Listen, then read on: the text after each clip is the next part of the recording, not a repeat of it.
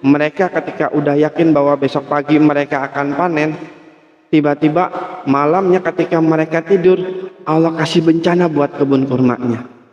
Itu kebun kurmanya pada bosok semua, pada gosong semua, pada hitam semua, sehingga mereka nggak bisa panen. Tapi mereka belum tahu.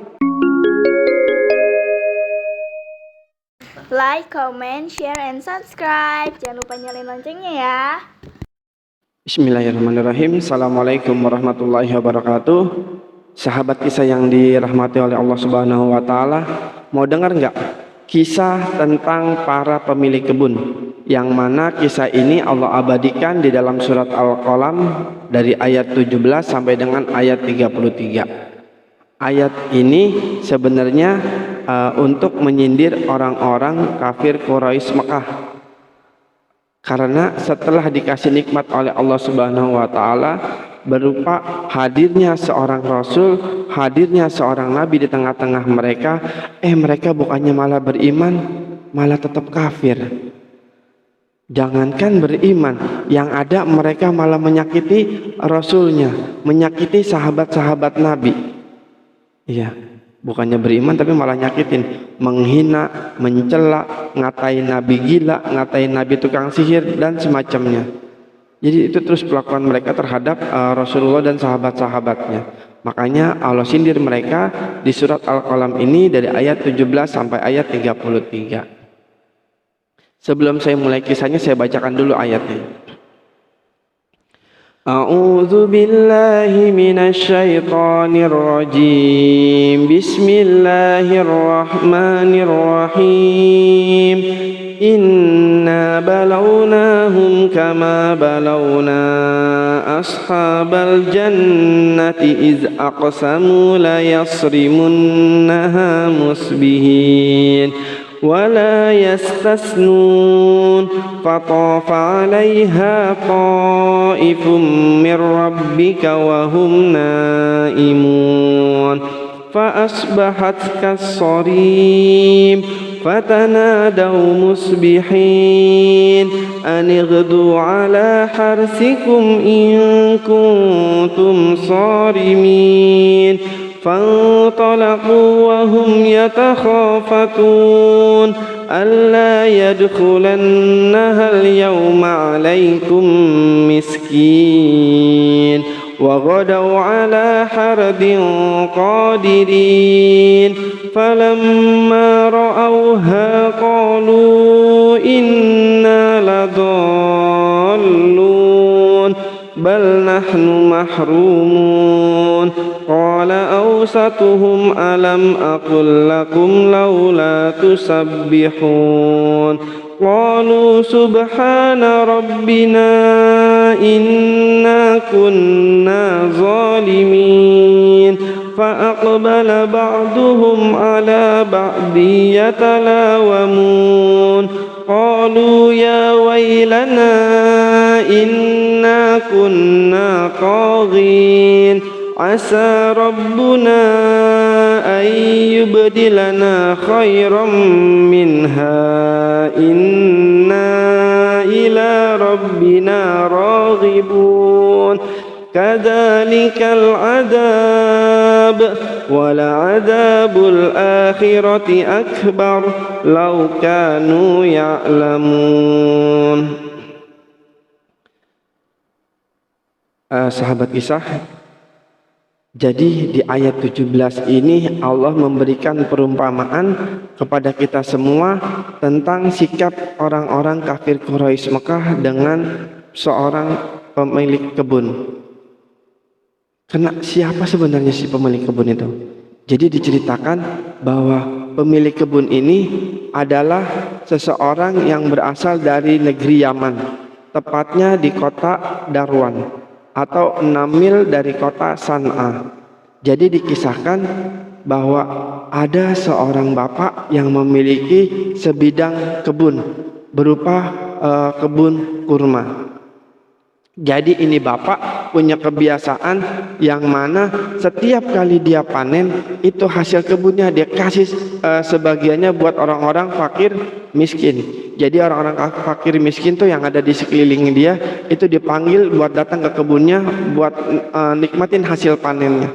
Jadi orang fakir itu datang ke kebunnya si bapak tersebut untuk menikmati hasil panen, diambil semua sebagian buat nyambung hidupnya mereka. Setelah orang-orang fakir itu ngambil jatahnya mereka dari sedekah yang udah diberikan sama si bapak tersebut dari kebun kurmanya, barulah bapak tersebut ambil buat dirinya dan keluarganya. Gitu. Namun tidak selang berapa lama kemudian orang tua tersebut atau bapak tersebut meninggal. Terus kebun itu dikelola sama anak-anaknya, di mana sebagian besar anaknya kalau nggak salah 5 gitu ya. Anaknya 5 orang. Yang 4 ini dia sifatnya nggak baik atau buruk perangainya, akhlaknya nggak baik. Namun hanya ada 1 orang anaknya yang mempunyai sifat yang baik, akhlak yang baik. Di mana yang 4 anak ini mempunyai siasat atau niat yang buruk, bahwa orang-orang fakir miskin itu gimana caranya biar nggak ngedapetin sedekahnya dia, sebagaimana yang udah dilakukan oleh ayah mereka dahulu.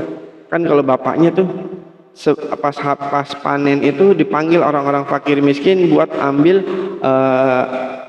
hasil panennya gitu ya, sebagai bentuk sedekahnya bapak tersebut atau zakatnya bapak tersebut buat orang-orang fakir miskin. Nah, kebiasaan ini pengen dipotong, pengen dihapus oleh anak-anaknya yang 4 tadi terutama tuh. Mereka mengatur siasat gimana caranya supaya orang fakir miskin nggak dapat jatahnya sebagaimana biasa. Mungkin kalau kata anaknya itu, enak banget kamu, saya yang kerja, kamu yang nikmatin hasilnya. Kalau mau makan kerja dong, kalau mau makan usaha dong, jangan ngambil punya orang gitu ya. Dia lupa bahwa di dalam rezeki yang dia miliki, di dalam rezeki yang ia dapatkan atau ia peroleh, ada haknya si fakir, ada haknya si miskin, yang itu harus kita keluarkan. Ada yang berupa infak, ada yang berupa zakat. Itu kita harus keluarkan tuh, jangan kita makan sendiri. Kita pun kalau diberikan kelebihan rezeki, kalau bisa jangan dimakan sendiri, sisihin sebagiannya buat fakir miskin, sisihkan sebagiannya untuk kepentingan dakwah atau umat, bisa buat masjid, majelis taklim, rumah Quran dan lain-lain semacamnya. Jadi jangan dimakan sendiri, jangan dipakai buat kepentingan pribadi aja, tapi kita harus juga memikirkan orang-orang yang sedang kesusahan di tengah-tengah kita. Nah, singkat cerita, ini anak yang 4 orang ini punya siasat yang buruk supaya orang fakir miskin itu nggak dapat jatah dari hasil kebun mereka. Namun diingatkan oleh 1 orang yang punya perangai yang baik, akhlak yang baik. Kata yang tadi, jangan gitu, ini kebiasaan udah lama, udah dibangun sama orang tua kita, dan kita ini kan dari negeri Yaman. Orang Yaman itu terkenal dengan solidaritasnya yang tinggi, yang lembut hatinya. Itu sudah ada di termaktub tuh di Sahih Muslim atau Sahih Bukhari. Ada hadis dari Rasulullah, saya baca konteksnya aja ya, bukan tekstualnya ya. Jadi orang Yaman itu terkenal, atau orang Asy'ari itu terkenal dengan solidaritasnya. Jadi apabila orang-orang Asy'ari itu kehabisan bekal, terus dia bekalnya tinggal sedikit, itu dia kumpulin bekal yang dia miliki yang ada di antara mereka. Dia kumpulin dalam sebuah kain gitu ya, dikumpulin satu terus dibagikan ke yang lain-lain, dibagikan rata gitu ya, supaya biar bisa merasakan hasil jerih payahnya. Itu orang-orang Yaman atau orang-orang Asy'ari terkenal seperti itu. Di Sahih Muslim atau Sahih Bukhari, Rasulullah pernah bersabda seperti itu. Nanti secara tekstualnya silakan teman-teman baca sendiri. Kita lanjut. Jadi diingatkan sama yang 1 orang tadi, jangan gitu, ini kebiasaan udah lama dilakukan oleh ayah kita. Kenapa kita pengen putus? Toh mereka juga kan punya rezeki juga dari harta yang kita miliki, dari kebun-kebun kita. Namun yang 4 ini menolak, dan mereka yakin banget bahwa mereka akan panen dari kebun kurma itu. Di ayat 17-nya mereka berkata, Inna balawnahum kama balawna ashabal jannah iz aqsamu wa la yasrimunnaha musbihin. Sungguh kami telah menguji mereka, orang-orang musyrik Mekah, sebagaimana kami telah menguji pemilik kebun. Ketika mereka bersumpah, pasti akan memetik hasilnya pada pagi hari. Jadi Allah ngasih perumpamaan nih orang-orang kafir Quraisy Mekah dengan pemilik kebun. Yang mana tadi empat orang anak tadi itu udah yakin banget kalau besok dia bakalan panen kebun kurmanya. Jadi yang 4 anak ini udah yakin banget. Nah, Allah tegur mereka. Apa teguran Allah yang pertama? Yang pertama adalah wala yastasnun. Mereka tidak menyisihkan dengan mengucapkan insya Allah. Jadi mereka itu udah yakin banget bilang pasti kita akan panen besok pagi atau pagi hari. Namun kata Allah wala yastasnun, tetapi mereka tidak menyisihkan dengan mengucapkan insya Allah. Nah, ini pelajaran buat kita nih. Kalau kita sudah dikabarkan dapat kabar baik, misalnya mau dapat rezeki, uang atau hadiah apapun, jangan bilang besok kita pasti dapat hadiah. Itu nggak boleh sama Allah. Ataupun kita punya janji sama seseorang, jangan bilang besok saya pasti datang, besok saya akan temuin, besok pasti saya akan bayar. Tapi kata Allah, kita harus ngomong insya Allah. Insya Allah besok kita panen. Insya Allah besok saya akan datang. Insya Allah besok saya akan bayar hutangnya. Itu harus pakai kata insya Allah. Nggak boleh ngomong pasti. Ya, kita nggak boleh terlalu pede. Jadi percaya diri itu boleh, tapi sadar diri itu lebih penting. Kita sadar bahwa kita itu adalah manusia. Manusia itu hanya bisa berencana dan Allah lah yang akan menentukan. Selanjutnya, fatafa 'alaiha ta'ifum mir rabbika wa hum naimun. Lalu kebun itu ditimpa bencana yang datang dari Tuhanmu ketika mereka sedang tidur. Jadi mereka ketika udah yakin bahwa besok pagi mereka akan panen, tiba-tiba malamnya ketika mereka tidur, Allah kasih bencana buat kebun kurmanya. Itu kebun kurmanya pada bosok semua, pada gosong semua, pada hitam semua, sehingga mereka nggak bisa panen. Tapi mereka belum tahu, karena posisinya saat itu mereka lagi tidur.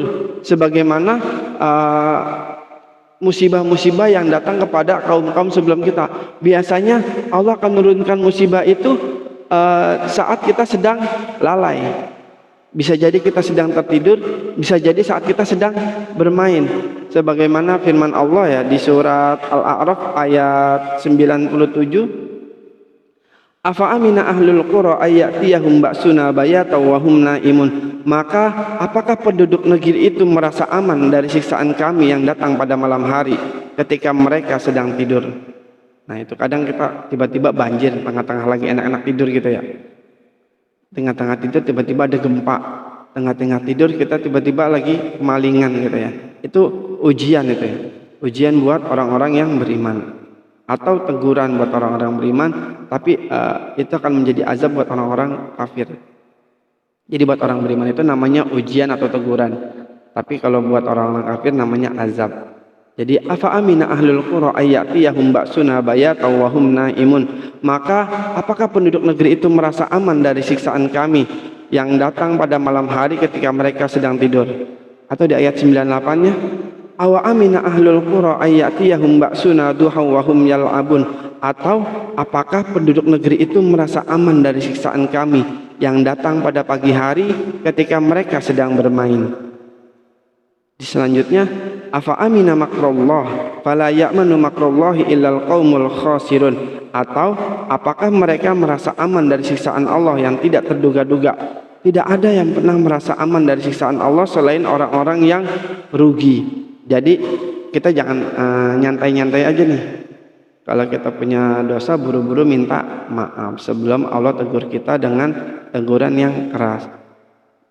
Kalau orang beriman pengen diuji imannya, dinaikin tingkatannya, keimanannya biasa diuji dulu.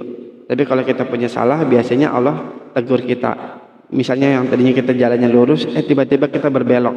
Mungkin kita futur atau kita lalai. Nah, Allah pengen tegur kita dengan teguran gitu ya. Jadi bisa jadi dengan musibah-musibah kecil gitu ya, supaya kita jalannya lurus lagi. Yang tadinya lurus, belok. Nah, Allah pengen kita lempang lagi, lurus lagi.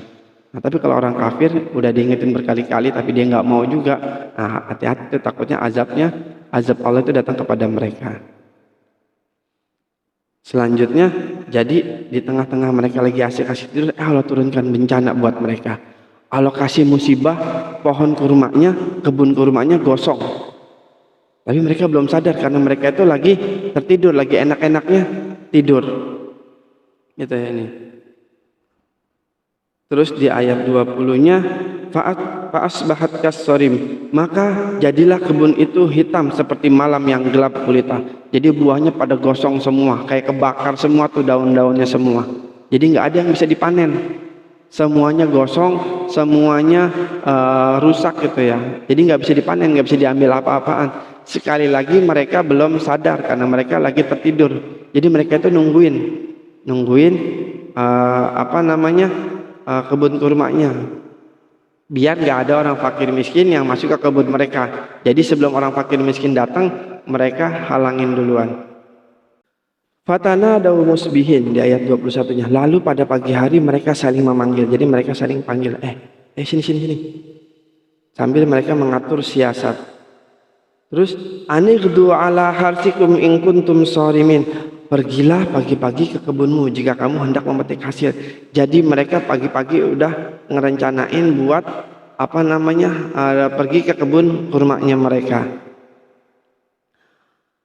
Terus fangtalaku wahum yatakhafatun, maka mereka pun berangkat sambil berbisik-bisik. Jadi jangan sampai kedengaran sama orang-orang yang lain. Jangan sampai kedengaran sama fakir miskin bahwa mereka udah masuk duluan. Kan biasanya orang fakir miskinnya masuk duluan, nanti bapaknya itu baru ngambil hasil panennya buat dia sama keluarganya. Tapi anaknya dibalik.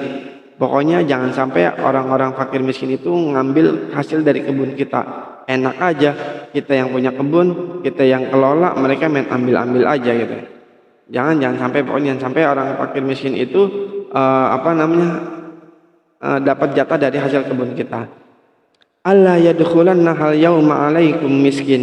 Pada hari ini jangan sampai ada orang miskin masuk ke dalam kebunmu. Pokoknya jangan sampai dikasih jatah gitu ya. Jangan sampai dikasih jatah. Enak aja kata dia gitu kan. Pokoknya enggak, ini kebun saya pengen ambil semuanya. Saya nggak mau hasil kita yang harusnya dapat sekian kuintal berkurang gara-gara diambil sama orang fakir miskin. Mereka lupa bahwa ada rezeki orang-orang fakir dan miskin itu di dalam rezekinya mereka. Terus wa ghadaw ala hardin qadirin, dan berangkatlah mereka di pagi hari dengan niat menghalangi orang-orang miskin, padahal mereka itu mampu buat menolongnya. Kita pun gitu ya, kalau kita di jalan ketemu sama pengemis, ketemu sama orang minta-minta yang memang kita rasa membutuhkan, bukan tukang minta-minta dalam tanda kutip ya, yang palsu gitu ya, buat memperkaya diri. Ini memang orang-orang yang benar-benar nggak mampu gitu ya, benar-benar nggak mampu. Atau tetangga kita di sekeliling kita, kalau memang ada yang dirasa perlu dibantu, kita bantu. Kalau memang kita mampu, jangan sampai kita punya rezeki, kita punya harta, kita nikmatin sendiri.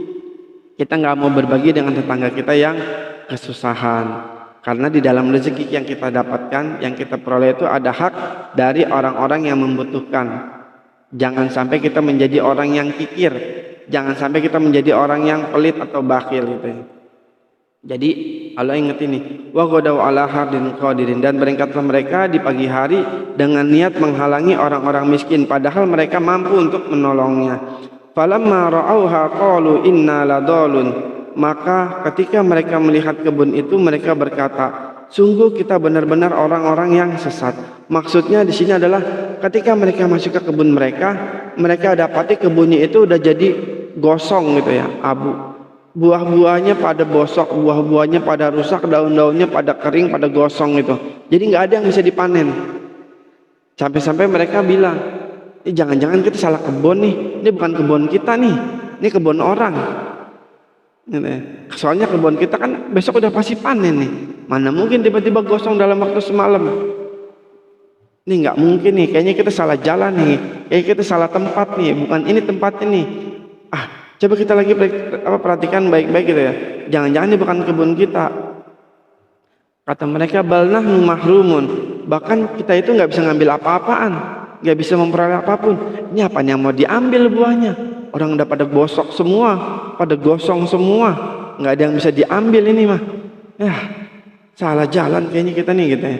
Ini bukan kebun kita nih, salah tempat kita nih gitu. Semua coba bisik-bisik seperti itu. Namun diingetin lagi sama anaknya yang baik, adiknya yang baik gitu ya, yang punya akhlak yang baik. Kata adiknya apa? Qala awsatuhum alam aqul lakum laula tusabbihun. Berkatalah seseorang yang paling bijak di antara mereka, bukankah aku telah mengatakan kepadamu, mengapa kamu tidak mau bertasbih kepada Tuhanmu? Mengapa kamu tidak bertasbih kepada Tuhanmu? Jadi kata adiknya itu, kan saya udah ingetin, ini punya orang miskin itu punya hak juga, orang fakir itu punya hak. Kenapa kita nggak mau berbagi? Padahal Allah nyuruh kita berbagi. Kenapa kita nggak mau bertasbih kepada Allah gitu kan? Mensucikan Allah gitu kan? Mereka baru sadar, mereka terlena, mereka niatnya pengen ngedapetin hasilnya secara maksimal dari rezeki mereka. Namun apa daya, Allah kirimkan bencana atau musibah buat mereka. Jangankan orang fakir miskin yang dapat, buat diri sendiri aja enggak dapat. Dia enggak dapat hasil apa-apa karena kebunnya pada gosong semua, pada bosok semua. Ya nyesel, amsyong gitu ya, amsong oe gitu ya. Oe enggak dapat hasil ya ini. Apa namanya? Enggak dapat cuan lah katanya kalau zaman sekarang cuan. Wah enggak cuan nih itu kan. Ininya semua habis kena musibah. Saya enggak dapat apa-apa gitu kan. Habis diingetin baru mereka mengucapkan yang 4 sekawan tadi kita ya, 4 saudara tadi mengatakan qalu subhana rabbina inna kunna zalimin. Mereka mengucapkan maha suci Tuhan kami, sungguh kami adalah orang-orang yang zalim. Baru mereka insaf bahwa apa yang mereka perbuat itu adalah salah.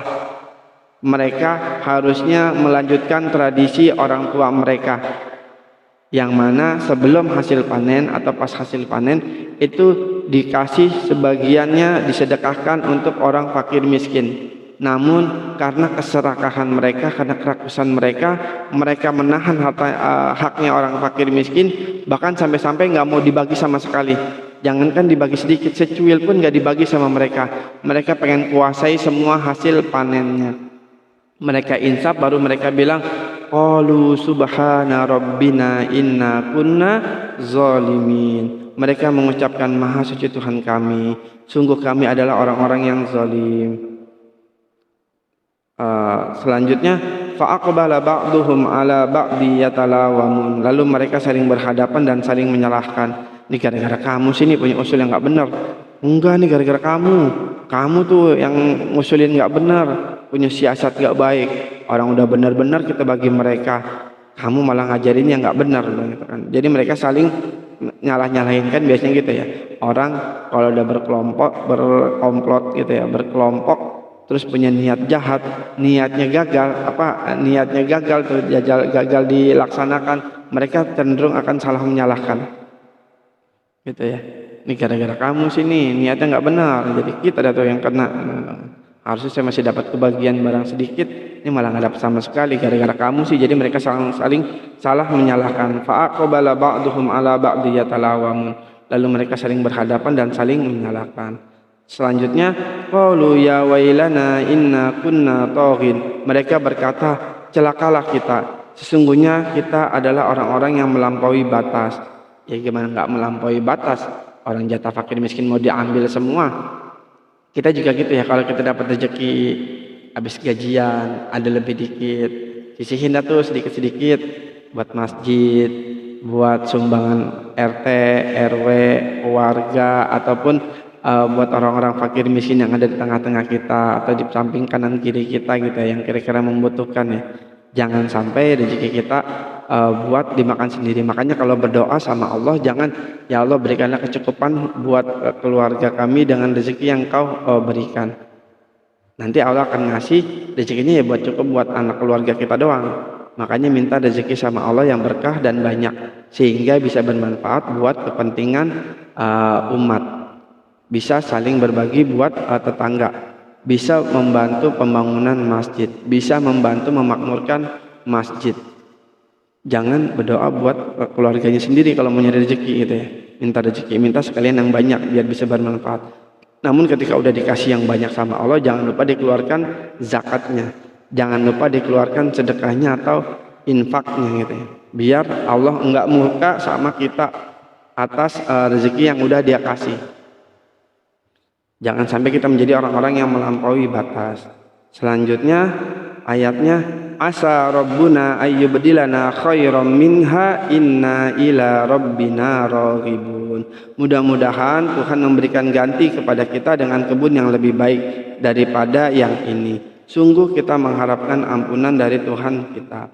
Ini doa mungkin bisa kita pakai gitu ya. Buat kalau seandainya kita lagi kerja lagi susah-susahnya, ini boleh dipakai. Ada yang bilang seperti itu, seorang ulama gitu ya.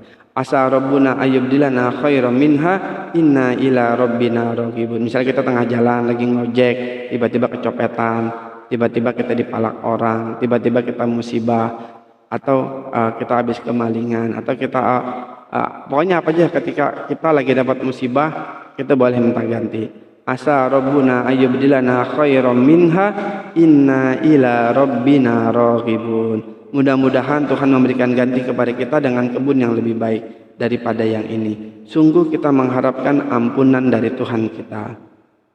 Terakhir ditutup dengan kazalikal azab wal azabul akhirati akbar law kanu ya'lamun. Seperti itulah azab di dunia, dan sungguh azab akhirat itu lebih besar sekiranya mereka mengetahui. Jadi hati-hati buat orang-orang yang melampaui batas, karena cepat atau lambat Allah akan tegur mereka, Allah akan azab mereka atas semua perbuatan yang sudah dia lakukan. Nah, ini ayat yang tadi balik lagi ya, ini ayat sindiran buat orang-orang kafir Quraisy Mekah. Mereka sudah dihadirkan Nabi di tengah-tengah mereka dari golongan mereka, tapi mereka nggak mau beriman. Mereka itu padahal ashabul fil. Orang-orang Mekah itu kan terkenal ashabul fil ya, orang yang sudah Allah selamatkan dari peristiwa pasukan bergajah yang menyerang Ka'bah atau kota Mekah. Yang mana ketika pasukan gajah itu yang dipimpin oleh Abraham menyerang Mekah, Allah kirimkan berupa burung-burung dari oleh burung-burung utusan Allah yang membawa batu dari neraka, sehingga hancur lebur itu pasukan bergajah yang dipimpin oleh Abraha. Itu ada Allah selamatin tuh. Makanya ada ungkapan, ada cerita kalau orang-orang Mekah mau jalan berdagang ke tempat lain, ke negeri lain, itu nggak ada yang berani ganggu. Takutnya Allah kirimin tadi burung ababil tadi tuh yang membawa batu dari neraka. Ketika mereka diusilin takutnya seperti itu. Nah, Allah udah selamatin orang-orang kafir Quraisy Mekah saat mereka diserang sama pasukan Abraha. Dihadirkan juga Nabi atau Rasul dari galangan mereka sendiri. Mereka nggak mau beriman juga, udah dikasih nikmat seperti itu, masih tetap nyakitin nabinya, masih tetap menghina nabinya, masih tetap mencela nabinya. Makanya Allah sindir mereka sebagai orang-orang yang kufur nikmat, sama seperti pemilik kebun yang kufur nikmat, yang harusnya rezekinya atau sedekahnya itu bisa dirasakan buat orang-orang fakir miskin, tetapi dia nggak mau berbagi itu ya. Mereka ambil sendiri itu hasil dari perkebunan mereka, sehingga Allah azab mereka dengan gagal panen gitu ya. Kebun kurmanya gagal panen, buah-buahnya pada rusak, gosong semua seperti malam yang gelap gulita, diceritakan seperti itu. Mudah-mudahan kisah ini bisa menjadi pelajaran buat kita semua, supaya kita mau peduli dengan orang-orang yang ada di sekitar kita, bahwa harta yang kita miliki ini bukan sepenuhnya milik kita. Bisa jadi ada rezeki milik orang lain yang Allah titipkan melalui kita. Ada rezeki orang tua kita, ada rezeki keponakan kita, ada rezeki adik ipar kita, atau ada rezeki orang-orang fakir miskin yang ada di sekeliling kita. Atau ada rezeki yang Allah pengen ngetes kita, apakah rezeki itu bisa menambah keimanan kita, meningkatkan kepedulian kita, solidaritas kita atau enggak, atau kita malah tamak, atau malah rakus, atau malah serakah. Nah, mudah-mudahan dari cerita pendek ini saya pribadi bisa mengambil pelajarannya buat mengingatkan saya secara pribadi, dan juga menjadi pengingat buat sahabat-sahabat semua. yang benar itu datangnya dari Allah, yang salah datangnya dari saya pribadi. Saya mohon maaf kalau ada kurang kesalahan. Al-haqqu min rabbik wa la takunanna minal mumtarin. Yang benar itu datangnya dari Allah dan yang salah datangnya dari saya pribadi. Saya mohon maaf, dibukakan pintu maaf yang sebesar-besarnya ya. Sekian dari saya. Wassalamualaikum warahmatullahi wabarakatuh. Semoga bermanfaat. Thanks for watching.